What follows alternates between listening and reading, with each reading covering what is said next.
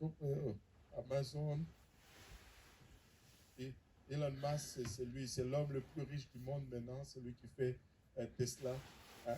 Et heureusement que nous ne pouvons pas choisir les naissances, les familles dans lesquelles nous allons être. Sinon, certaines familles n'auraient pas d'enfants. Alléluia. Mais est-ce qu'un imposteur pourrait choisir la famille dans laquelle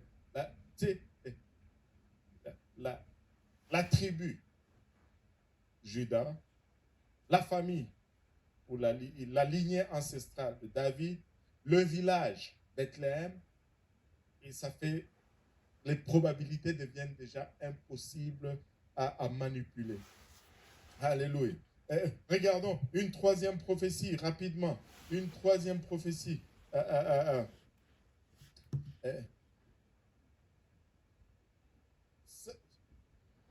Israël, il y a une prophétie qui dit qu'Israël serait occupé par une puissance étrangère lors de sa naissance. Ou lorsqu'il va, pas lors de sa naissance, mais lorsqu'il va être présenté comme étant le Messie au peuple. Regardez, Genèse 49, 10 nous dit: le sceptre ne s'éloignera point de Juda, ni le bâton souverain d'entre ses pieds, jusqu'à ce que vienne le Shiloh et que le peuple lui obéisse. Et nous chantons Shiloh, Shiloh. Voilà. Il dit que cette domination ne sera pas éloignée de Juda jusqu'à ce que le Shiloh soit introduit. Cela a été accompli dans Jean 18, 31, et c'était sous la domination romaine. Les Juifs, c'est ce qui démontre l'accomplissement de ces versets, c'est que pendant le temps de la domination romaine, les Juifs n'avaient pas le droit d'exercer une sentence de mort. Ils ne pouvaient pas mettre à mort quelqu'un parce qu'ils n'avaient pas le sceptre. Le sceptre n'était pas entre leurs mains. Il y avait une domination étrangère. C'est pourquoi lorsqu'ils devaient crucifier ou mettre à mort le Seigneur Jésus-Christ, ils l'ont amené aux Romains. Alléluia. Quatrième prophétie. Il devrait,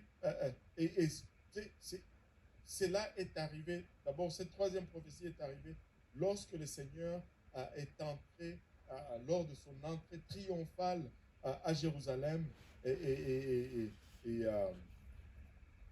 sur le dos de l'âne. Maintenant, quand tu lis la Bible et que tu parles surtout à ceux qui sont versés dans le judaïsme, ils ont toujours parlé d'une énigme des rabbins. Les rabbins qui étudiaient la Bible n'ont jamais réussi à résoudre une énigme dans la parole de Dieu. Mais Jésus-Christ devait répondre, ou pour ne pas dire, le Messie devait répondre, devait accomplir ou expliquer, devait être l'explication de cette énigme rabbinique auquel tous les rabbins ont essayé de trouver une réponse, mais ils n'ont jamais réussi. Où est-ce qu'on voit cette énigme? Jérémie 22. Qui aime les énigmes ici? Alléluia. J'ai au moins 2, 3.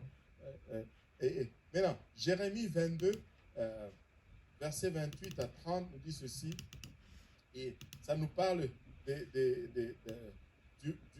d'un roi qui était méchant sur Israël. Ce roi s'appelait Jéconia. Il dit: est-il donc un vase méprisé, brisé, ce Jéconia? Est-il un objet auquel on n'attache aucun prix? Pourquoi sont-ils jetés, lui et sa postérité, lancés dans un pays qu'ils ne connaissent pas? Terre, terre, terre. Regardez l'insistance avec laquelle on introduit la prophétie ici. Terre, terre, terre. Écoute la parole de l'Éternel. Ainsi parle l'Éternel. inscrivez cet homme comme privé d'enfant, comme un homme dont les jours ne seront pas prospères, car nul de ses descendants ne réussira à s'asseoir sur le trône de David et à régner sur Juda. Maintenant, l'énigme, c'était que le Messie devait descendre de David. Amen. Mais ici, un des descendants de David, Jéconia, Dieu dit que sa descendance ne va pas s'asseoir sur le trône de David. Comment est-ce que le Messie va-t-il s'asseoir sur le trône de David si la descendance de Jéconia, qui est dans la lignée de David, de lui, on dit que son descendant ne va pas s'asseoir sur le trône de David. Et le rabbin se sont gratté la tête à travers les années, à travers le temps. Mais cette prophétie s'est réalisée, où l'énigme a été répondue dans Matthieu 1,11. Regardez comment ils courent tous dans Matthieu 1,11. À cause de la méchanceté du roi Jéconia, Dieu l'avait en fait maudit. Et aucun de ses descendants ne devait s'asseoir sur la lignée, sur le trône de son père David. Qu'est-ce que nous dit Matthieu 1,11?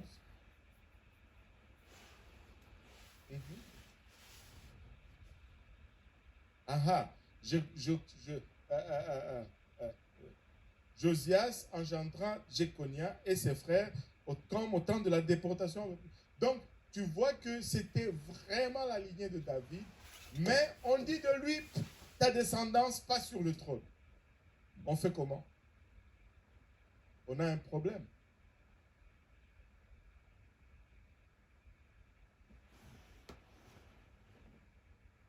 La réponse, c'est Jésus qui l'a apportée. Oui, c'est une énigme, c'est pourquoi ça fait tourner la tête.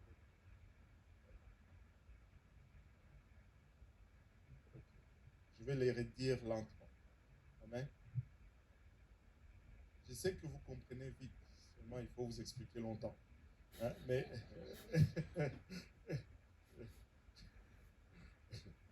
Alléluia. Ça, c'est la blague quand on fait la construction ici. David a été victime de cette blague. Alléluia. Il comprend vite, mais il faut lui expliquer longtemps. Alléluia. Quand tu regardes la lignée, Dieu avait dit à David que le descendant de David serait le Messie. Quand on parle de la descendance qui s'assoit sur le trône de David, ben c'est une référence messianique au rôle que David joue dans la prophétie. Parce qu'il est dit de David que le Messie descendra de lui. Et que le trône dont on parle ici, ben, c'est le trône de Dieu sur lequel Jésus va s'asseoir. Parce que son règne n'aura ni commencement ni fin. Mais on voit dans la lignée de David, on retrouve à un moment avant la déportation, on retrouve le roi ou un de ses descendants qui s'appelle Jéconia. Mais Jéconia était tellement méchant que Dieu l'a maudit, et en le maudissant, il lui dit, ben, ta descendance ne va pas s'asseoir sur le trône de David et ne régnera pas sur Juda. Maintenant, on a un problème, parce que on nous a promis que ben, la descendance de David va s'asseoir sur le trône. Mais là, quand on arrive à Jéconia, pap, on coupe cette promesse. Non. Comment on va faire? Alléluia. La réponse se trouve dans le livre d'Ésaïe, chapitre 7, verset 14.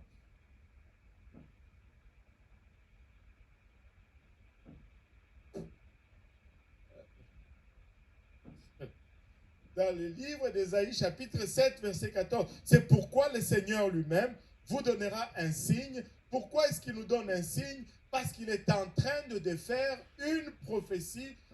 Il est en train d'amener une réponse à une prophétie ou à un énigme. Il dit, voici la jeune fille deviendra enceinte, elle enfantera un fils et elle lui donnera le nom d'Emmanuel, ce qui signifie Dieu parmi nous. Maintenant, pourquoi est-ce que ceci est ainsi? Il y en a qui ont essayé de se débarrasser de ce signe, de cette prophétie en disant la jeune fille, ben regarde, voilà, on voit même le fait. Dans Louis II, on essaye de se débarrasser ou de couvrir le signe.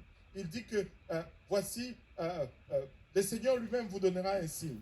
Voici la jeune fille deviendra enceinte. Ce n'est pas un signe que la jeune fille devienne enceinte. Plein de jeunes filles deviennent enceintes.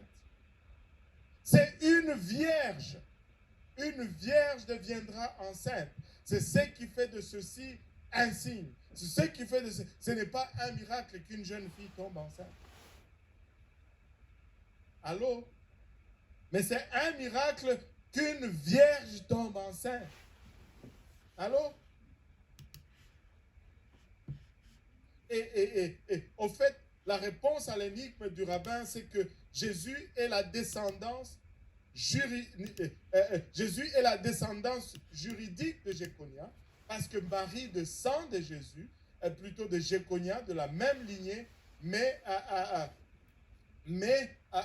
il n'est pas la descendance littérale selon la lignée, hein, parce qu'il était le fils de Dieu.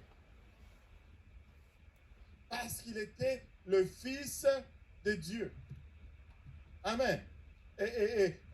C'est la conception virginale de Jésus-Christ ramène le trône juridiquement parlant dans la lignée de David. Extraordinaire. Non, ce n'était pas paradoxal. Marie aussi était descendant. Alléluia. Mais non,